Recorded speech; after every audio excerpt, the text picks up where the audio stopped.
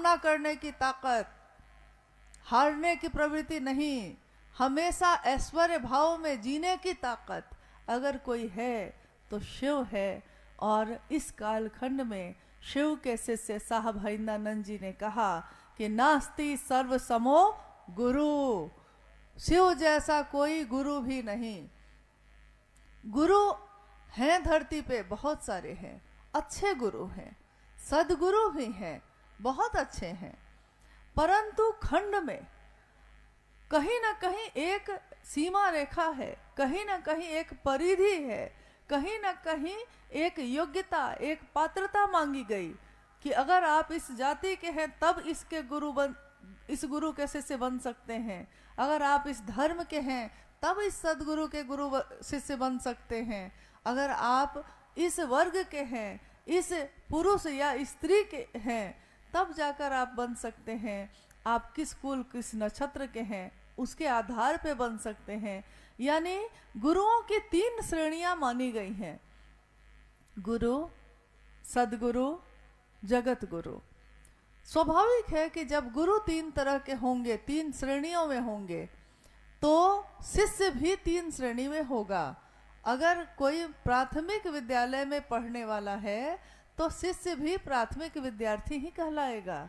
कोई अगर माध्यमिक शिक्षा ग्रहण कर रहा है तो वो मिडिल स्कूल का ही विद्यार्थी कहलाएगा।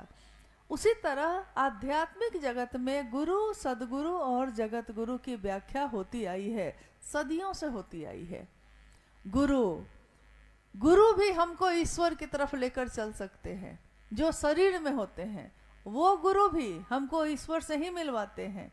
कोई सही गुरु खुद से नहीं मिलवाएगा, वो अपनी मदद देकर शिव की तरफ लेकर चलेगा। गुरु कुम्हार, शिष्य कुंभ है। गुरु कुम्हार कहे गए, शिष्य कुंभ कहा गया। आपने देखा होगा मिट्टी के बर्तन बनते हुए, कुंभ यानी मिट्टी का वो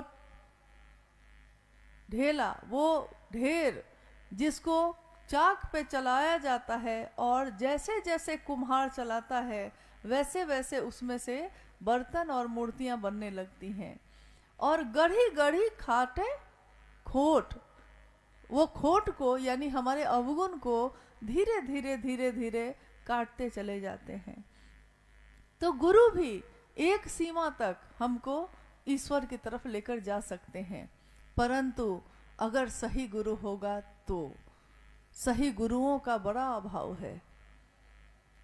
और अगर ले भी गए तो कितनी दूरी तक, जहां तक उनकी सीमा है वहीं तक।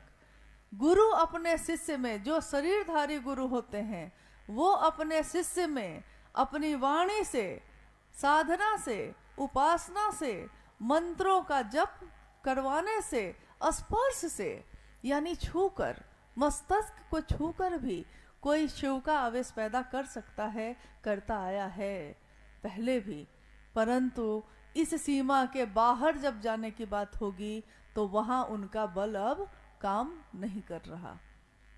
तो जो इस परिधि में आएगा, यानी उनके पास बैठेगा, घंटों साधना कर सकेगा, मंत्रों का जप कर सकेगा, संस्कृत का सही उच्चारण कर सकेगा, उसको गुरु अपनी परिधि तक पहुंचा सकते हैं।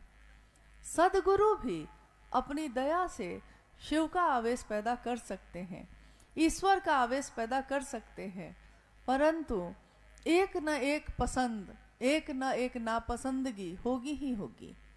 कोई एक चीज की वर्जना, एक चीज का बंधन होगा ही होगा।